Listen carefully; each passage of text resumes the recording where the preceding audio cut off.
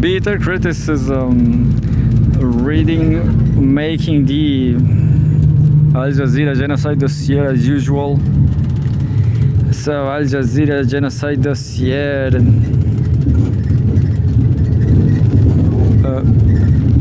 Just 1 second.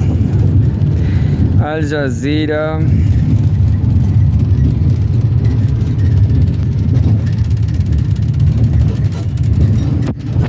So if you were missing that from last episodes, unfortunately that came back.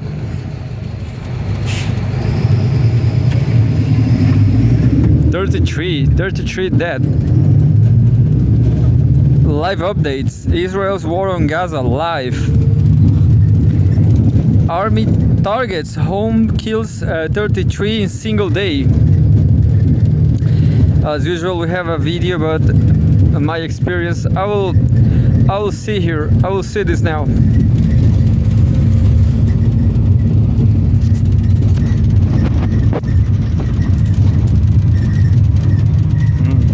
Just propaganda. Just 1 second.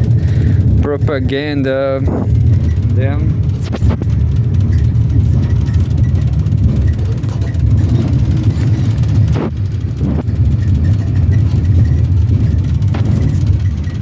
So I guess it's a stream. Understand? It's a stream. It's not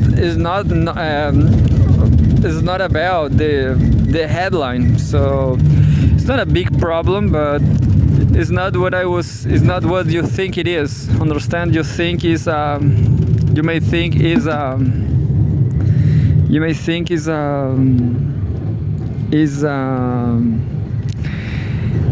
about the headline, but it's not.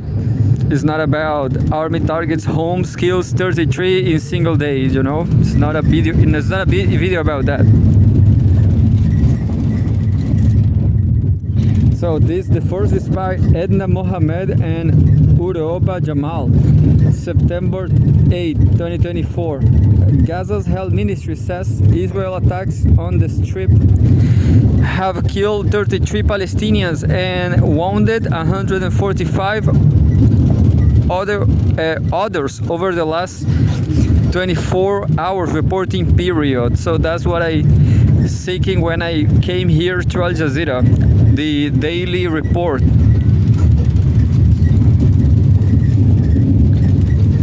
Thirty-three killed in the genocide campaign.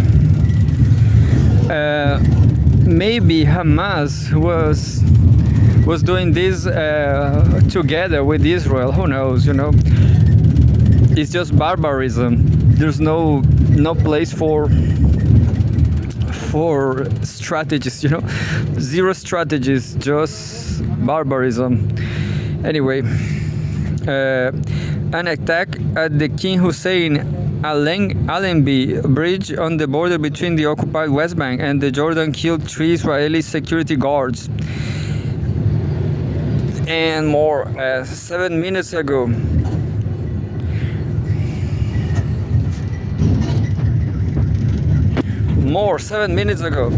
King Hussein Allenby bridge shooter identified as Jordanian cargo driver, Jordanian Gov. Jordan's Ministry of Interior said that initial investigations into the shooting incident at King Hussein Allenby Bridge earlier today confirmed that the shooter was a Jordanian citizen named Maher Diab Hussein Al-Jassi, according to Jordan's news agency Petra. Al-Jassi, a resident of the Husseiniya area in Jordan's Mahan governorate, crossed the bridge as a driver of a cargo vehicle carrying commercial goods from Jordan to the West Bank, the agency said. The ministry confirmed that the initial result of the investigation indicate that the incident, which took place at the border crossing between the occupied West Bank and Jordan, was an individual act. The ministry said that coordination is underway between the relevant authorities to receive Al-Jassi's body, which will be buried in Jordan. Israel has closed all border crossing with Jordan after the shooting resulted in the deaths of 3 Israeli border guards. The incident marks the first attack of its kind along the border with Jordan since Israel's war on Gaza began last October.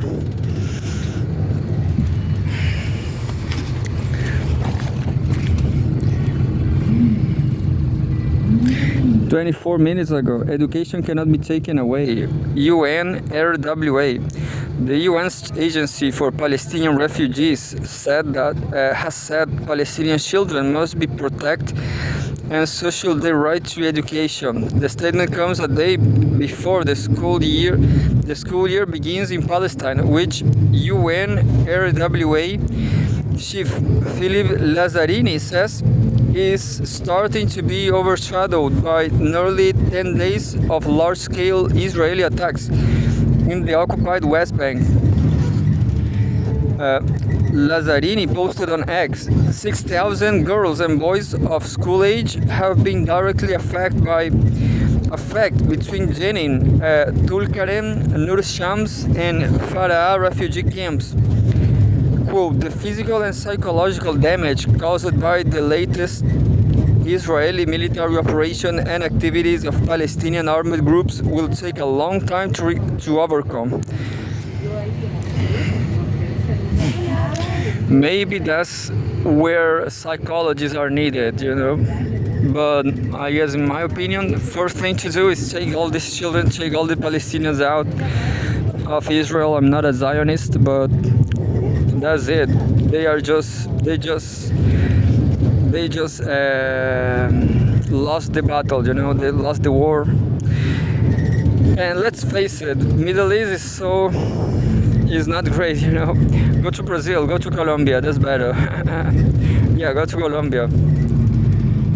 Anyway, Twitter, here we have the Twitter UNRWA. Back to learning tomorrow for children in UNRWA schools in the West Bank. Education cannot be taken away. Children and their learning must be protected always. And more, Philippe Lazzarini something. West Bank, back to learning tomorrow for children in UNRWA schools. I guess I read this. In the north of the West Bank, this comes after nearly 10 days of violence and destruction. 6,000 girls and boys of school age have been directly affected between Jenin, Tulkarem, Nur, Al-Shams and Farah refugee camps. The physical and psychological damage caused by the Israel military operation and activities of Palestinian armed groups will take a long time to overcome.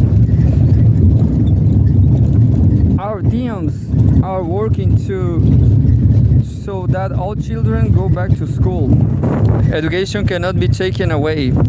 Children and their learning must be protected, always. But this is kind of hypocritical because Israel is just killing them, not the first thing Israel wants to do is kill all Palestinians, all of them, all children. Second, maybe vaccinate them. Understand how hypocritical, how cynical is this? First you kill them, then you vaccinate them, and then you educate them. But first of all, you kill them. But it's the reality, 38 minutes ago, Israeli airstrikes target Kirbet Selm in southern Lebanon. An Israeli airstrike has targeted the Dabsha area in the town of Kirbet Selm in southern Lebanon with 3 missiles, according to Lebanon's national news agency, NNA. Israel has been exchanging tit-for-tat attacks with Hezbollah at Lebanon's southern border since the start of Israel's war on Gaza. Hezbollah said it will not end its attacks until there is a ceasefire. We'll update you with more details as soon as we have them. And 50 minutes ago, editor's choice: what to read and watch right now.